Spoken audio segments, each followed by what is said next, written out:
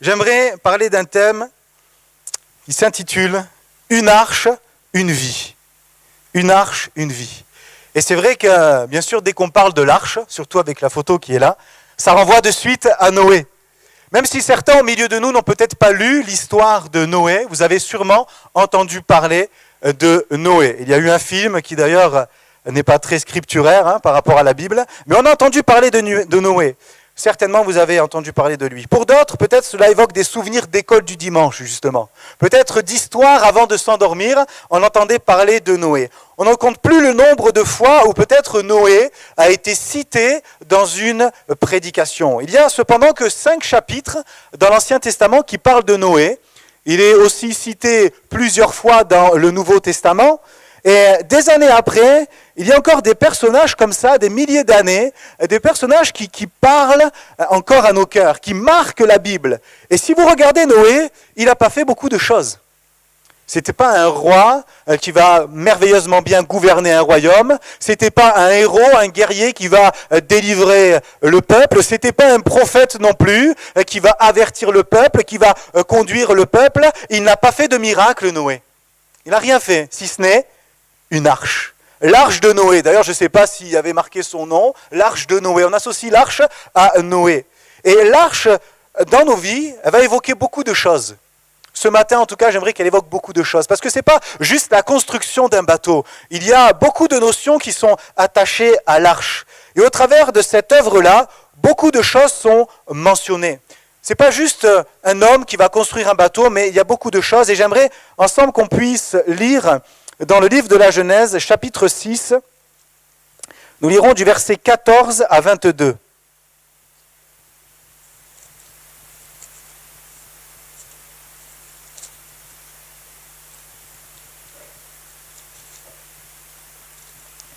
Genèse chapitre 6, versets 14 à 22.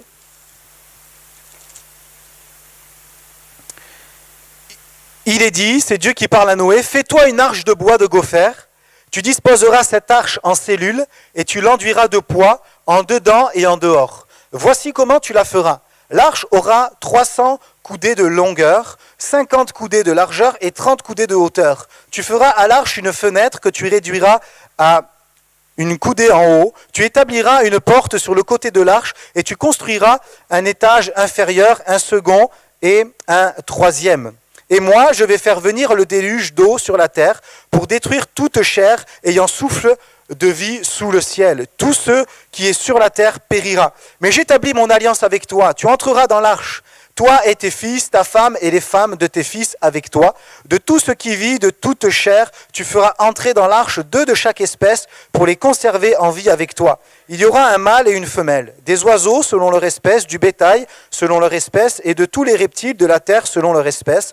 2 de chaque espèce viendront vers toi pour que tu leur conserves la vie, et toi prends de tous les aliments que l'on mange, et fais-en une provision auprès de toi, afin qu'ils te servent de nourriture ainsi qu'à eux. C'est ce que fit Noé, il exécuta tout ce que Dieu lui avait ordonné. Amen. Dieu s'adresse à Noé pour le conduire dans cette construction de cette arche. Mais si Dieu s'adresse à Noé, c'est pour une raison, il y a une cause. Au verset 9 du même chapitre, il est dit « Noé était un homme juste et intègre dans son temps. Noé marchait avec Dieu. » C'est la raison pour laquelle Dieu va le choisir. Un homme intègre, un homme qui va marcher avec Dieu. Dieu va pour cela le solliciter. Il nous est dit dans le verset 12 que Dieu regardait la terre. Et voici, elle était corrompue. Car toute chair avait corrompu sa voie sur la terre. J'aimerais rappeler une chose, c'est que Dieu regarde. Dieu fait plus que voir. Il regarde. La définition de regarder, c'est s'appliquer à voir. Il regarde. Ézéchiel 22:30 nous dit que même il observe et il cherche. Il cherche un homme, une femme qui élève un mur pour sa génération. Et avec le temps, Dieu ne s'est pas lassé de regarder. Vous savez pourquoi ? Parce qu'il nous trouve beaux. Parce qu'il nous aime. Messieurs, vous ne vous lassez pas de regarder vos épouses. Mesdames, n'est-ce pas, vous ne vous lassez pas de regarder vos époux. Vous ne faites pas que les voir, vous les regardez. Pourquoi ? Parce que vous les aimez. Il y a une notion d'amour. Dieu ne se lasse pas de nous aimer. Pourquoi ? Et de nous regarder. On peut oublier parfois qu'il nous regarde. C'est vrai, hein ? On peut penser que Dieu jette juste un coup d'œil comme ça en bas pour voir si tout va bien. Non, non, il ne fait pas juste jeter un coup d'œil, il nous regarde. Pourquoi ? Parce qu'il nous aime. Et on penserait peut-être qu'il pourrait nous regarder que quand ça nous arrange.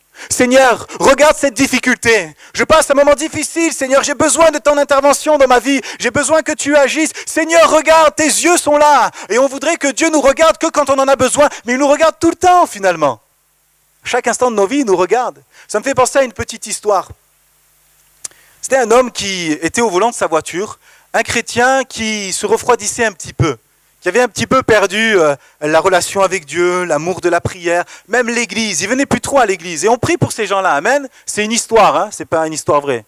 Et donc, il était au volant de sa voiture et il cherchait une place. Parce qu'il avait un rendez-vous très important au centre-ville. Et il tourne au centre-ville, il ne trouve pas de place. Il s'éloigne un petit peu du centre-ville et il se dit, mais finalement, si je me gare là, je vais arriver trop en retard. Alors, il retourne au centre-ville et là, il se souvient que Dieu peut-être peut regarder cette situation difficile, qui n'est pas tellement difficile non plus, hein, cela dit.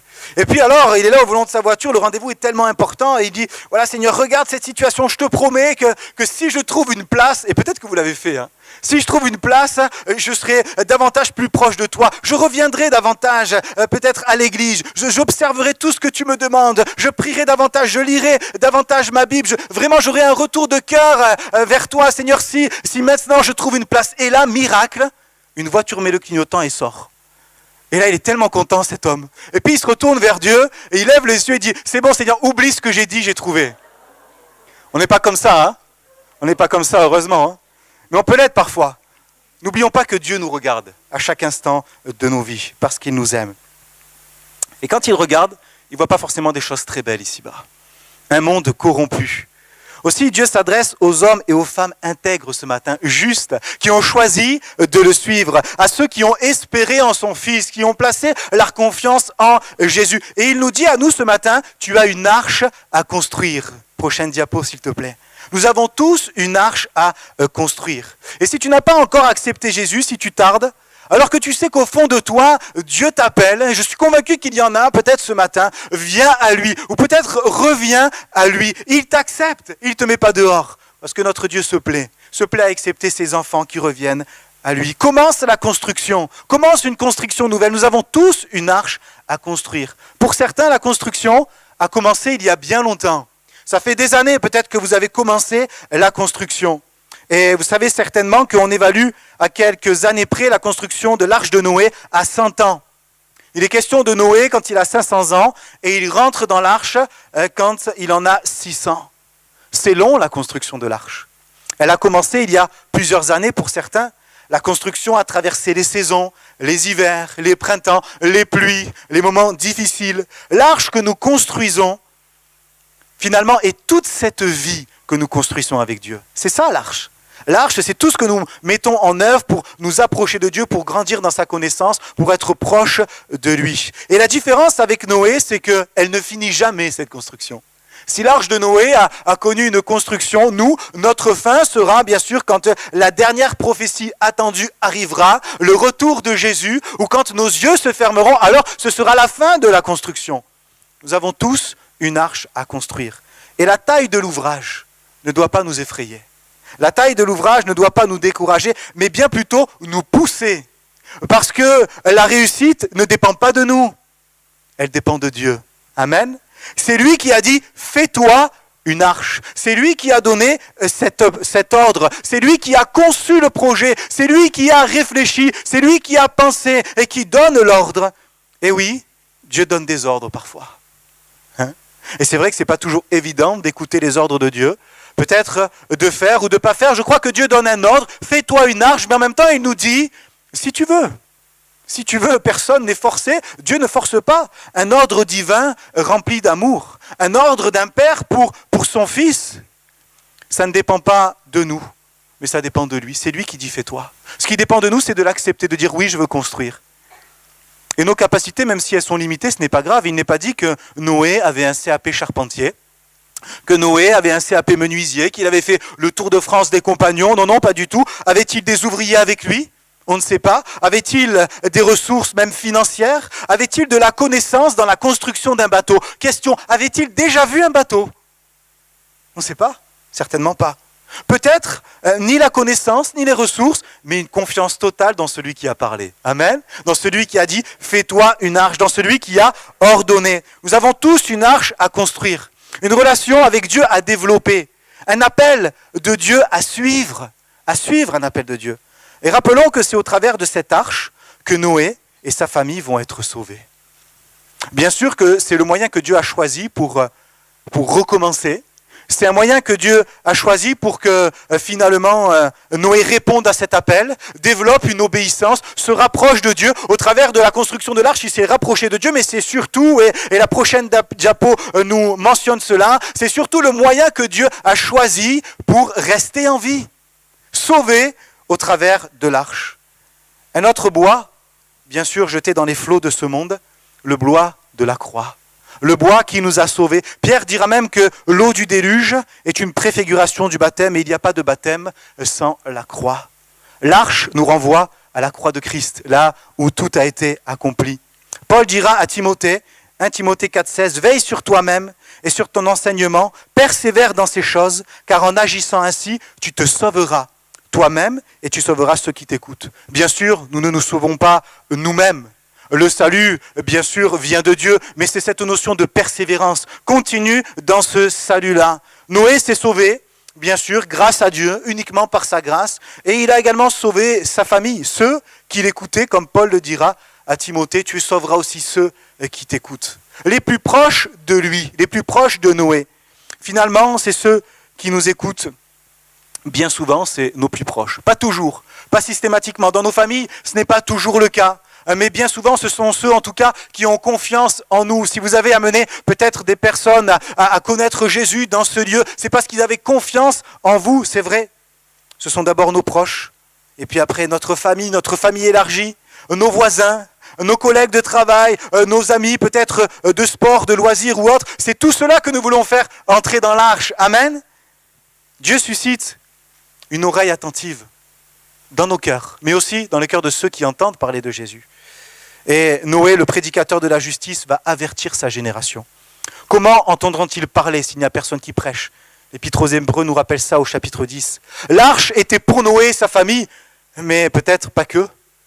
Mais il n'y a que eux qui ont écouté, il n'y a que eux qui ont suivi. L'arche que nous pouvons construire est pour nous, pour notre famille, mais peut-être pas que, et plaise à Dieu que beaucoup y rentrent. Il est question même des animaux. Tu pourras emporter ton chat et ton chien. Non, je plaisante. Noé va relever le défi. Va relever le défi d'avertir, d'annoncer. Et finalement, il n'a pas eu beaucoup à parler, Noé. Moi, je pense que cette œuvre-là, l'arche, parlait d'elle-même. Ce qu'il mettait en œuvre, la construction de ce grand bateau, suscitait l'interrogation dans sa génération. Ils ont dû se dire, mais qu'est-ce que tu fais, Noé? Tout ça pour dire que nous n'avons pas besoin de beaucoup parler, mais ce que nous faisons, l'arche que nous construisons, ce que nous sommes, ce que nous mettons en œuvre, parle de lui-même et suscite l'interrogation dans notre génération. Amen. Nous avons tous une arche. Et le plan de Dieu est que nous puissions aller jusqu'au bout. Mais parfois, il peut arriver qu'il y ait des imprévus et que peut-être la construction de l'arche connaisse un coup d'arrêt, des difficultés. Alors, si Dieu veut que nous puissions faire, levons-nous, parce qu'il nous donne la capacité de reconstruire, d'aller de l'avant, de faire. Amen. Et c'est notre deuxième point, entre le début et la fin. Entre le début et la fin. Si tu peux mettre la diapo, merci. Si nous avons tous une arche à construire et que c'est vrai qu'il y a un achèvement qui sera dans le ciel, il y aura une fin quand même là-haut, fini la construction, fini les coups de marteau sur les doigts, n'est-ce pas, fini les charges lourdes à porter, mais entre le début et la fin, entre le départ et l'arrivée, il y a le milieu. Et on peut oublier parfois que le milieu est quand même là, c'est toute cette période où nous construisons, et que le milieu a son utilité. On pense peut-être au début. Imaginez le début où le premier jour où Noé entend cet ordre de Dieu. Il est motivé, plein de zèle. Peut-être que l'ampleur aussi de la tâche lui fait peur, mais il a entendu Dieu lui dire « fais-toi ». Donc il est confiant, n'est-ce pas? Puis il se dit « Dieu va m'aider ». Il fait taire le découragement. Imaginez Noé en train de compter les pas, de planter des piquets et de dire « voilà, ça, ce sera mon arche ». J'imagine, moi j'aime bien imaginer, j'imagine qu'il va le faire devant sa maison. Et puis, il va faire l'arche, il va établir le périmètre, puis il va regarder sa maison. Puis il va se dire, j'ai mis combien d'années pour construire ma maison? qui est beaucoup plus petite, combien d'années va-t-il me falloir pour construire une arche? J'imagine le premier soir. Je les imagine en train de manger une soupe, monsieur et madame Noé. Je ne sais pas pourquoi. Une soupe, là. Et puis, les questions de l'épouse. Vous savez, nos épouses, elles ont des questions parfois. Je ne sais pas, hein. Mais ça nous titille un peu. Alors, ton arche. Imaginez un peu la discussion. Alors, ton arche, on est là dans la maison de Noé. J'imagine, moi, si je suis Noé, je vais dire, écoute, déjà, c'est pas mon arche. Ton arche, c'est comme les enfants. Tes enfants. Hein, tes enfants, quand ça va pas. Alors, ton arche, c'est pas mon arche, c'est celle que Dieu m'a donnée. Et mon arche, ça fait juste 135 mètres de long, 22 mètres 50 de large et 13 mètres 50 de haut. Ça fait à peu près 24 maisons comme la nôtre. Imaginez que Noé dise ça à son épouse. J'imagine la femme, c'est bien Noé, c'est un beau projet. Tu as compté le nombre de maisons à peu près, mais est-ce que tu as compté le nombre de vies qu'il te fallait aussi pour le faire?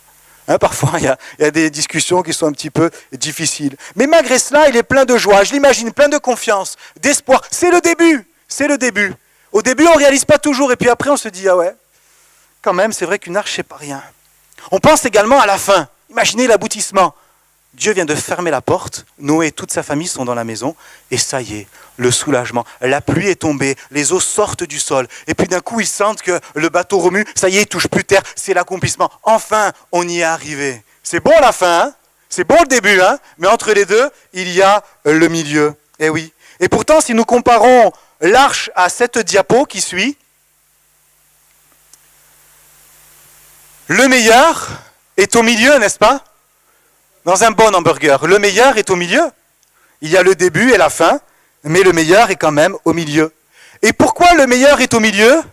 Parce que c'est le plus difficile. C'est pour ça que c'est le meilleur, c'est le plus difficile. Se mettre en route, c'est pas évident. Le départ n'est pas toujours évident. Salomon a dit, vaut mieux la fin d'une chose que son commencement. La fin, c'est l'aboutissement. Amen. C'est la satisfaction. On est soulagé, on voit son œuvre, on est fier, c'est la fin.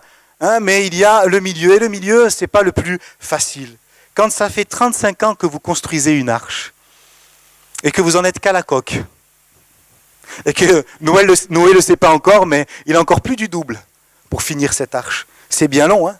Pensez-vous que Noé avait que ça à faire, construire l'arche? Il fallait élever les enfants, il fallait mettre la semence en terre, il fallait s'occuper du bétail, il fallait s'occuper de l'évier bouché, de la fuite du toit, il fallait s'occuper de son épouse. Il n'avait pas que ça à faire, construire l'arche. Prochaine diapo, s'il te plaît. Il n'avait pas que ça à faire, mais un bon équilibre avec l'arche. Il n'y a pas que l'arche dans nos vies à construire, mais il y a un bon équilibre de construction avec l'arche toutefois. Il y a certainement des moments d'arrêt aussi dans la construction de notre relation avec Dieu, dans notre piété, dans la volonté de servir dans l'Église. Il y a des coups d'arrêt, c'est vrai, parfois, mais ça n'empêche pas que même s'il y a des coups d'arrêt, ça puisse reprendre. Amen, vous avez le droit de dire Amen. Alléluia. Que ça puisse aller à son terme. Vous savez, dans la deuxième construction du temple, le temple va être arrêté, vous verrez ça dans le livre d'Esdras. Pendant 16 ans, la construction va s'arrêter à cause de l'opposition.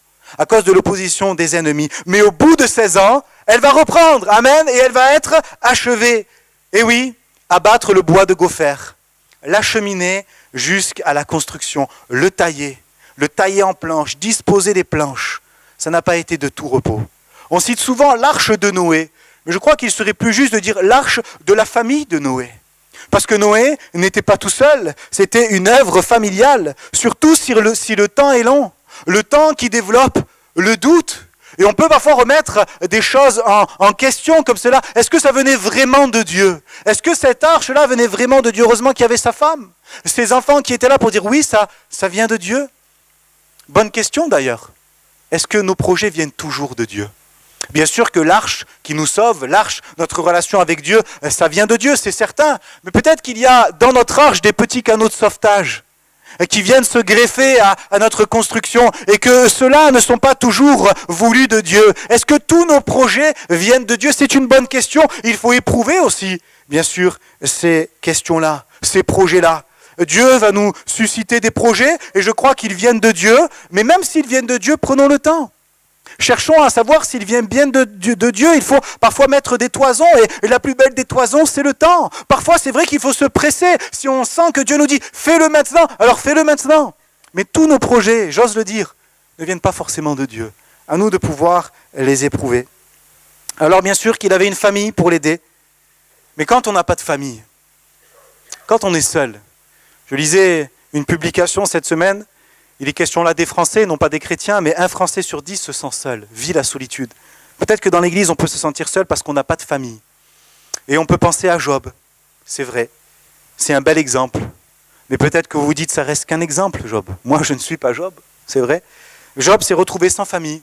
Mais il avait quand même, bien sûr, la présence de Dieu, alors que son cœur s'était un petit peu refroidi. Il avait toutefois des amis. Je pense que même si on n'a pas de famille, dans l'église, on a des amis. Dans l'église, bien plus, on a des frères et des sœurs. Et c'est là que justement, la notion de fraternité, d'amour doit se vérifier. Quand on est seul, on le vit avec des personnes qui partagent le même Dieu que nous, la même foi que nous, et alors on n'est plus seul. Même si on n'a pas de famille, je connais des personnes qui n'ont pas de famille, et qui finalement trouvent bien plus dans la famille de Dieu une raison d'être, une famille et un soutien. Amen. Un chiffre est attaché à la personne de Noé. C'est le chiffre 8. Le chiffre 8 dans la Bible, c'est le chiffre du nouveau départ.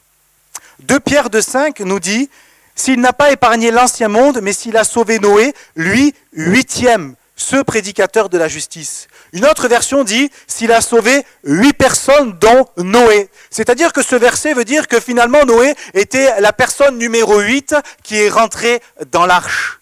8, le chiffre du nouveau départ. Noé était la 8e personne dans l'arche. 1 Pierre 3,20 nous dit « Pendant la construction de l'arche, dans laquelle un petit nombre, seulement un petit nombre, 8, furent sauvés à travers l'eau. Avec 8 personnes, un nouveau départ pour l'humanité. 8, le chiffre du départ. De Adam à Noé, il y a 9 générations, c'est-à-dire avant Noé, il y en a 8. Le 8e jour, c'était le jour de la circoncision, n'est-ce pas?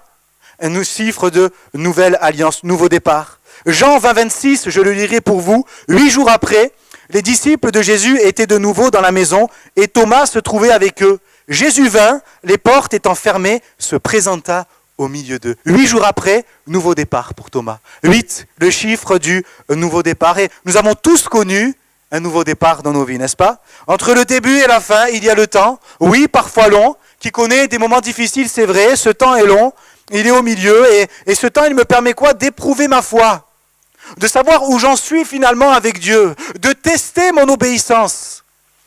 Diapo suivante, le temps n'est pas notre ami, mais il est notre allié.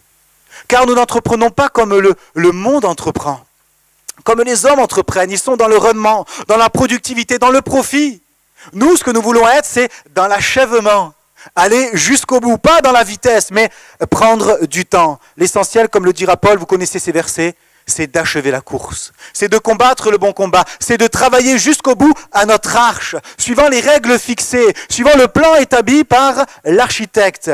Et le plan est tellement utile. Et le temps également est tellement utile. Il nous apprend en premier lieu, j'ose le dire, sur nous-mêmes. Je pense qu'avec ce temps de construction, Noé en a appris d'abord sur lui-même.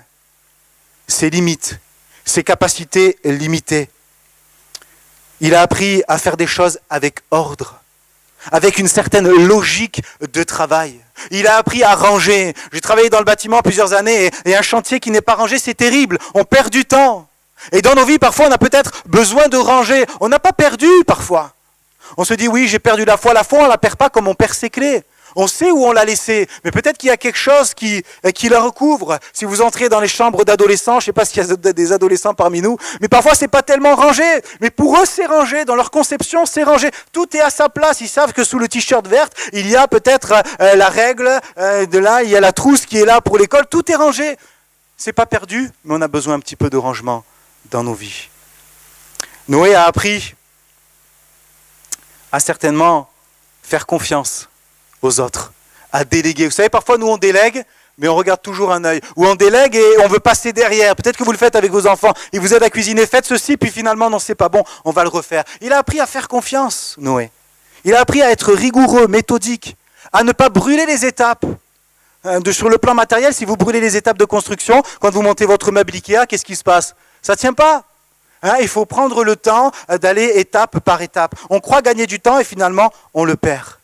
Entre le début et la fin, il a appris à organiser le travail, n'est-ce pas? À transmettre le savoir. C'est bon ça, dans l'église, est-ce qu'on peut transmettre le savoir? avec les générations qui arrivent, on veut transmettre le savoir. Amen. Parce que c'est pas nous uniquement qui allons travailler à l'œuvre de Dieu. Mais Dieu, lui, c'est un Dieu qui pense déjà aux générations futures. À nous de transmettre le savoir. Le temps avec Noé, c'était son allié. Et dans une société où le temps n'est pas notre allié, mais plutôt notre ennemi, sachons faire du temps notre allié. Diapo suivante, s'il te plaît. Pourquoi se presser si Dieu ne l'est pas ? Parfois, on veut se presser, mais alors que Dieu n'est pas pressé. Allons au rythme de Dieu. Amen. Regardez l'accomplissement de la promesse d'Abraham. Combien d'années ça a pris ? Regardez l'appel de Moïse, la formation dans le désert, 40 ans. Le peuple qui tourne, 40 ans. La construction, 100 ans. David, il est oint par Dieu à 15 ans. Il devient roi vers 30 ans. Tant d'attente. Dieu n'est pas pressé. Dieu veut prendre le temps parce que le temps est notre allié. Ça ne veut pas dire qu'il ne faut rien faire, ni qu'il faut laisser faire Dieu en tout point de vue. Non, attention à l'assoupissement. Mais Dieu ne fait pas rien pendant ce temps où il ne se passe rien. Retiens une chose, Dieu ne fait pas rien pendant ce temps où tu crois qu'il ne se passe rien. Il nous façonne, il nous façonne. Au début de mon ministère, ça faisait 2 ans que j'étais en probatoire, même pas encore en stage, et il y avait un besoin d'un pasteur dans une église, et je vais faire un essai, et on me dit, voilà, ce serait peut-être bien que tu prennes cette église-là. Alors d'un côté content, mais d'un côté on ne se sent pas prêt. Je dis non, je ne suis pas prêt du tout. Et heureusement que je n'ai pas pris cette église et qu'il faut le temps. Et aujourd'hui, bien des années après, je me dis, mais c'est vrai, encore plus maintenant, heureusement. Avec le temps, on apprend. Avec le temps, on apprend à travailler avec les personnes, à faire confiance, à déléguer. Et ça, bien sûr, ça prend du temps, ça ne se fait pas du jour au lendemain. Dieu n'est pas pressé, alors ne nous pressons pas. Si le temps est notre allié, s'il travaille avec un élément qui est essentiel, et c'est notre 13e point, c'est la foi. Je pense que le temps travaille avec la foi. Une arche par la foi. Noé était intègre, fidèle, juste. Il a écouté, il a obéi, mais il a fait tout cela par la foi. Intègre à cause de sa foi. Hébreux 11.7, si tu peux mettre la prochaine diapo. Il nous est dit, c'est par la foi que Noé, divinement averti des choses qu'on ne voyait pas encore, et saisi d'une crainte respectueuse, construisit une arche pour sauver sa famille. Amen. Le temps éprouve notre foi et notre foi supporte le temps. Prochaine diapo. Le temps éprouve notre foi, c'est vrai, mais la foi permet que nous puissions supporter le temps. Nous pouvons citer presque de mémoire la définition de la foi de Hébreux 11.1. C'est vrai. Or, la foi est une ferme assurance des choses qu'on espère, une démonstration de celles qu'on ne voit pas.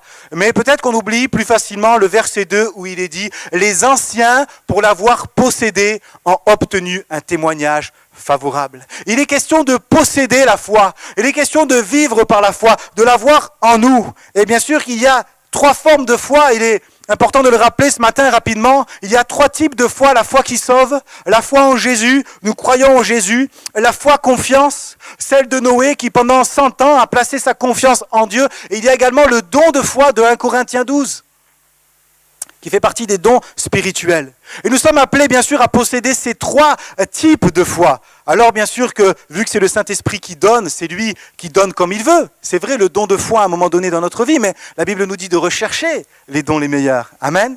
Ces 3 types de foi sont unis entre elles, bien sûr. Et une chose commune, c'est qu'elles doivent se posséder. Nous devons vivre par la foi. Elles doivent se vivre. Ce n'est pas une théorie, la foi. Et en réfléchissant à cela, je me disais qu'on en a fait une théorie.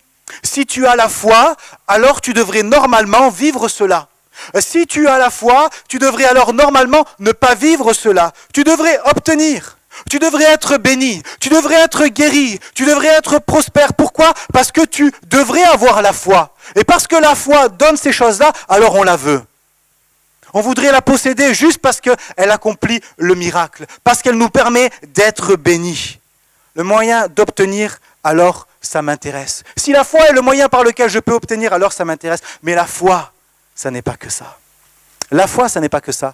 Préparez-vous à pousser un Amen qui réveille Dijon. La foi se suffit à elle-même. Amen. La foi se suffit à elle-même. La foi est suffisante. Si j'obtiens, Amen. Si j'obtiens pas, tant pis. je fais confiance au Seigneur. Si j'obtiens pas, ce n'est pas forcément que j'ai manqué de foi. Il y a des personnes par la dépression parce qu'elles disaient mais on m'a demandé d'avoir la foi, j'ai eu la foi et j'ai pas obtenu. Alors c'est de ma faute et on s'incrimine, on s'accable. Il y a le plan de Dieu au travers de la foi. Amen. La foi n'est pas une formule magique et on en a fait des slogans maintenant. Tu as la foi, tu dois rien du tout. La foi n'est pas un distributeur de bénédictions. Sinon, ce serait par intérêt. Si je cherche juste la foi et à regarder et à étudier la foi, juste pour être guéri, obtenir, être béni, être prospère, alors il y a de fortes chances que tu n'obtiennes pas. Parce que ce n'est pas que ça la foi. La foi, c'est ça, mais ce n'est pas que ça. Qu'avait Noé? Nous l'avons lu, une crainte respectueuse. Il avait la foi, c'est vrai, mais une crainte respectueuse. Je crains que parfois, notre foi, parce qu'il y a des courants de pensée maintenant, peut-être soit vue comme un manque de respect pour Dieu. Si Dieu ne me donne pas, j'abandonne. Si je n'obtiens pas, alors je laisse la foi. Si je ne tiens pas, je me laisse gagner par le découragement. Et vous avez des personnes, quelques mois auparavant, ils étaient pleins de foi, quelques mois après, ils sont gagnés par le découragement. Mais il y a la foi qui permet de supporter les épreuves. C'est ça la vraie foi aussi, amen. Dieu va avertir Noé, voilà ce que je vais faire. Noé ne le voyait pas encore. Il nous a dit qu'il va croire alors qu'il ne le voit pas encore. Et ça aurait pu être peut-être plus facile pour Noé de ne pas le croire. Non Seigneur, attends, je ne crois pas que tu vas détruire la terre. C'est pas possible. Ça fait pas tellement longtemps qu'on est là, finalement. Ça fait pas tellement longtemps que tu l'as créé. Tu vas pas inonder la terre et détruire ce que tu aimes. Non, je peux pas le croire. Et parfois, on veut pas croire certaines choses. On peut pas croire que Jésus nous dit, mais porte le fardeau si tu veux me suivre. Tu vas connaître la division. Ça a été justement une question ce matin dans une prière. Il est venu pour amener la division. Non, je peux pas le croire, ça, Seigneur. C'est plus facile parfois de ne pas croire certaines pages de l'Évangile, n'est-ce pas? Et pourtant, il nous faut le croire. Il va le croire. Ou alors peut-être, tout simplement, Noé va dire, écoute, j'ai la foi, je suis plein de foi, tu sais ce qui va se passer, Seigneur? On va éviter le déluge. Parce que je suis plein de foi, je vais parler à cette génération et je vais les convaincre. Seigneur, je suis plein de foi.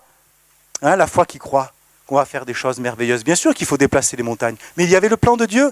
Et Noé ne contexte pas avec Dieu, il n'est pas en train de contester, là il dit simplement, voilà, tu me demandes, tu fais, je le crois. Et il faut simplement avoir cette foi aussi repos. Cette foi qui nous permet de rester dans la paix. Seigneur, tu l'as dit, alors je veux le croire. Averti par Dieu, il va croire en ces choses qu'il ne voyait pas encore. Des choses qu'on ne voit pas encore, nous peut-être, mais qui arrivent dans notre pays, qui arrivent dans nos églises, qui arrivent dans nos vies. Jésus nous a avertis. Comment allons-nous choisir de croire? Comment allons-nous orienter notre foi? Pour la bénédiction uniquement? Pour être béni uniquement? Non, la bénédiction oui, mais pas que. Comment allons-nous posséder notre foi, la pratiquer? Jésus nous a avertis en citant même Noé dans l'évangile de Luc au chapitre 17 et au verset 26. Ce qui arriva du temps de Noé arrivera de même au jour du Fils de l'homme.